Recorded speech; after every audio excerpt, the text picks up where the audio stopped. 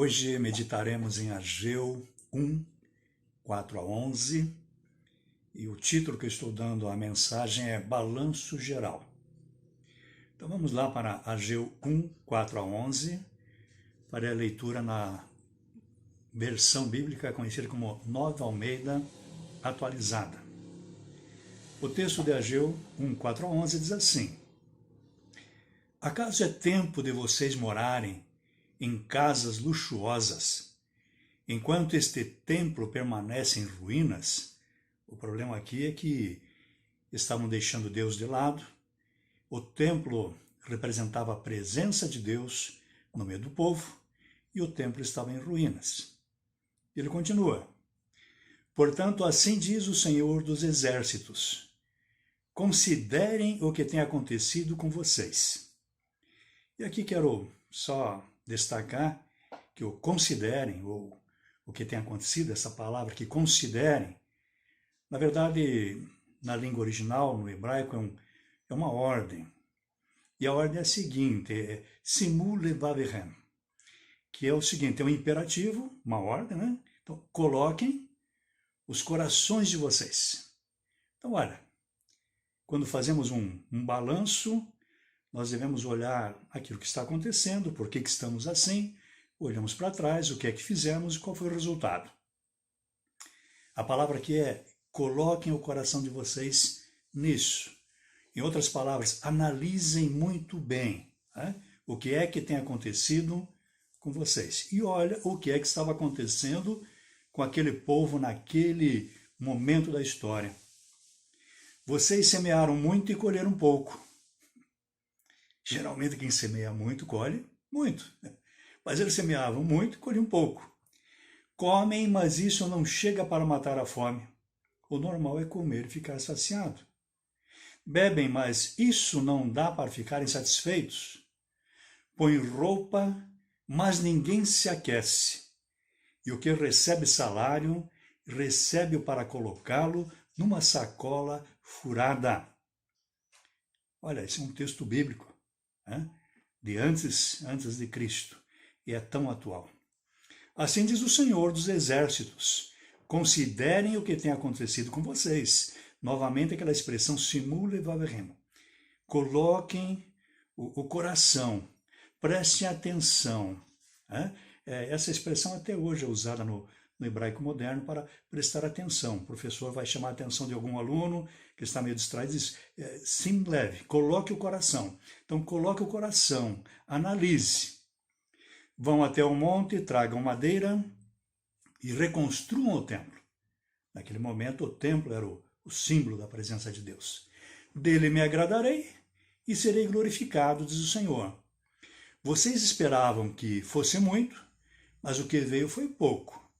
E esse pouco, quando levaram para casa, olha o que diz o texto. Deus falando por meio do profeta: eu o dissipei com um sopro. Por quê?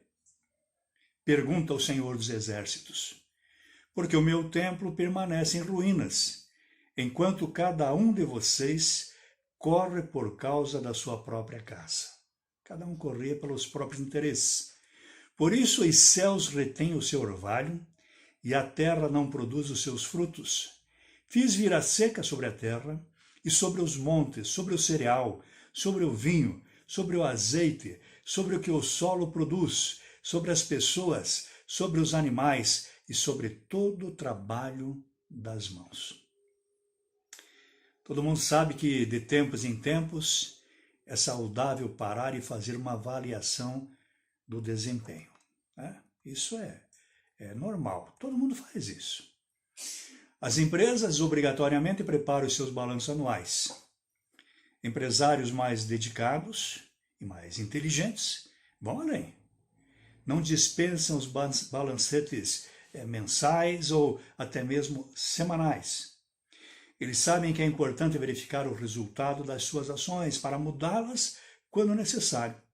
Caso contrário, o indesejado prejuízo pode aparecer e levá-los até mesmo à falência. Na vida espiritual é semelhante. Periodicamente é bom fazer um balanço. E é o que o texto está dizendo aqui. Faça um balanço geral. Coloque o teu coração. Preste atenção. Qual é a situação que você está agora? Olhe para trás também e veja por que é que você está nesta situação. E se tiver que mudar os rumos, mude. Tá? Então, o texto de hoje está em um contexto bastante interessante.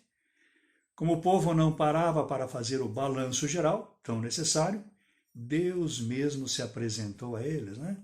Deus mesmo se apresentou a eles e deu-lhes o balanço que havia feito da vida deles.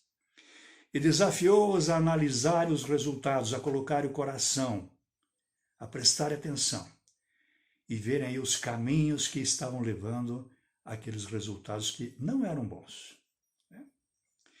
Eles viviam num corre-corre incessante que dava em quase nada de positivo. Tinham várias preocupações com o bem-estar pessoal, enquanto negligenciavam os assuntos que envolviam Deus. Ou seja, Deus não estava em primeiro lugar. No caso específico aqui do texto, eles tratavam com descaso o templo do Senhor.